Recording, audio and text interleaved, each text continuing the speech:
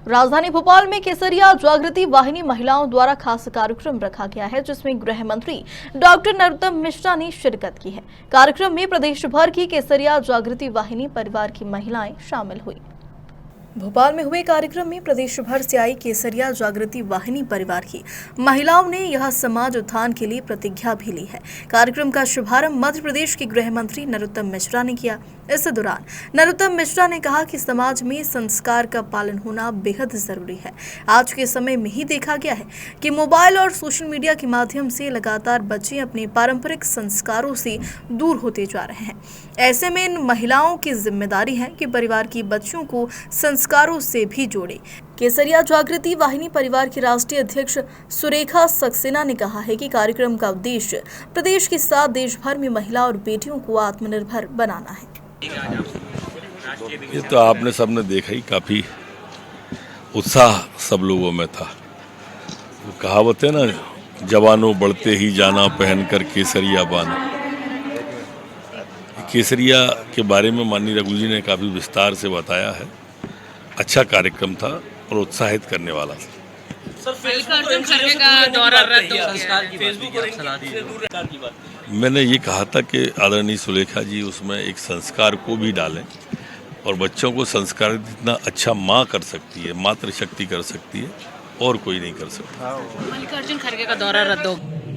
भारतवर्ष में समय समय पर यहाँ की शांति को भंग करना, यहाँ की कानून व्यवस्था को तोड़ना, नष्ट करना, उसके अनेक षड्यंत्र चलते रहते हैं। विदेशी शक्तियाँ यहाँ अपने पैर फैला करके अपने हस्तकों के बल पर इस प्रकार के षड्यंत्र करती है और यहाँ की शांति भंग करती है। समय पर हमको ये उदाहरण देखने को मिलता है। आपको मालूम है कि पूर्वांचल के जो राज्य हैं, असम और अरुणाचल को छोड़ दें तो बाकी मिजोरम, मेघालय, मणिपुर, त्रिपुरा, इन सब में ईसाई बाहुल्य लोग हैं। वहाँ हिंदू आदिवासी नाम मात्र के रह गए हैं या बहुत कम प्रतिशत के हैं। सबको धर्मांतरित कर लिया गया है। ईसाई मिशनरियाँ पिछले 70 साल 80 साल से वहाँ सक्रिय है, और आज़ादी के बाद तथाकथित धर्मनिरपेक्ष दलों ने वोट के लालच में ईसाई मिशनरियों को ज़्यादा तरजीह दी, उनको स्वतंत्रता दी, धर्मांतरण करने की उनको छूट दी, और उसके कारण वहाँ बहुत तेज़ी से धर्मांतरण हुआ। और वहाँ के जितने पुराने आदिवासी थे, हिंदू आदिवासी थे, उन सबको धर्मांतरित करके ईसाई बना लिया। इसलिए जो ईसाई देश हैं वो जब चाहें तब वहाँ पैसे के बल पर झगड़े, दंगे, फसाद कराते हैं और बचे हुए हिंदुओं को डराने का प्रयत्न करते हैं। वहाँ कुकी आदिवासी हैं, वो लगभग 95% धर्मांतरित होकर ईसाई हो गया। एक मैतेई आदिवासी समाज है जिसमें अभी 60-70% हिंदू आदिवासी हैं। ये झगड़ा वहीं का है कि ये जो 60-70% मैतेई समाज में हिंदू हैं वो भी ईसाई हो जाएं, इसलिए उनके गांवों को जलाया गया। सैकड़ों लोगों को जिंदा जला दिया। एक नहीं, दो नहीं, 100 महिलाओं के साथ बलात्कार हुए। और सेना या पुलिस उनकी सुरक्षा के लिए आई तो ईसाई धर्म स्वीकार करने वाले उन कुकी महिलाओं ने सैकड़ों की संख्या में नग्न होकर के और सेना और पुलिस को गांवों से बाहर कर दिया, उनको घुसने नहीं दिया। और बाकी जो पुरुष ईसाई थे उन्होंने गांव के गांव जला दिए, घरों को बेरहमी से जला दिया, लोगों को जिंदा सड़क पर खड़ा करके जला दिया। इसकी कल्पना नहीं की जा सकती। हमारा जो सेकुलर प्रतिपक्ष है वो सारा का सारा उन 2 महिलाओं के पक्ष में आवाज़ उठा रहा है और सरकार को बदनाम करने का प्रयत्न कर रहा है। ये भी निंदनीय है, मैं उसका समर्थन नहीं करता, वो भी निंदनीय कृत्य है कि उन 2 के साथ भी क्यों हुआ। लेकिन मैतेई लोगों ने जो प्रतिकार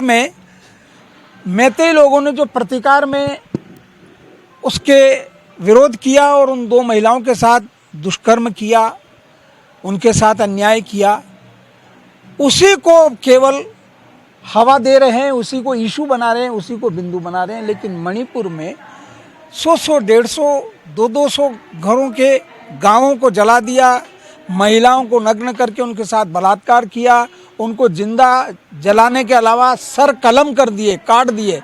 वहाँ कोई भी प्रतिपक्षी दल नहीं बोल रहा है, क्योंकि उनको ईसाई वोटों का लालच है। अल्पसंख्यक वोटों के लालच में कोई भी सेकुलर दल नहीं बोल रहे। आपने कार्यक्रम में कहा कि नहीं चलेगा। हाँ, जब हम सामने वाला देख रहे हैं कि वहाँ 3 विवाह, वो समान नागरिक संहिता में क्या दिक्कत है? सब नागरिकों के साथ एक जैसे कानून हो देश में, एक देश है, एक कानून होना चाहिए। इसका विरोध केवल इसलिए कर रहे हैं कि जिस समाज को 4 शादियां करना है और 24 बच्चे पैदा करना है और अंत तो गत्वा अलग राष्ट्र बनाने का उन्होंने तो घोषित किया हुआ है कि हम 2047 में गजवाए हिंद बनाएंगे। तो गजवाए हिंद का घोषित नारा, उसके लिए वो कार्यान्वयन कर रहे हैं और समान आचार संहिता नहीं लगने दे रहे हैं। ऐसी परिस्थिति में हमें भी सचेत होना चाहिए, जागरूक होना चाहिए और हमें भी केवल एक ही समाज को सरकार की नीतियों का पालन करना पड़े और बाकी समाजों को या अल्पसंख्यकों के नाम पर उनको अलग कानून के तहत छूट मिल जाए सब प्रकार की। हम 24 का वो नारा देते रहे और गजवाए हिंद के लिए प्रयत्न करते रहे और हम सिकुड़ करके थोड़ी संख्या में हो जाएं। आपको मालूम है, जब हमें आज़ादी प्राप्त हुई थी तब हम यहाँ इस देश में 86% थे, आज 78% हैं। और जो तथाकथित गजवाए हिंद का नारा देने वाले लोग हैं वो मात्र 13% थे, वो 23% हो गए। और जिस गति से ये रेशो में अंतर आ रहा है वो तो उनके नारे को सच करने वाला है। तो हमें तो जागृत होना पड़ेगा। भोपाल से उमेश यादव की रिपोर्ट।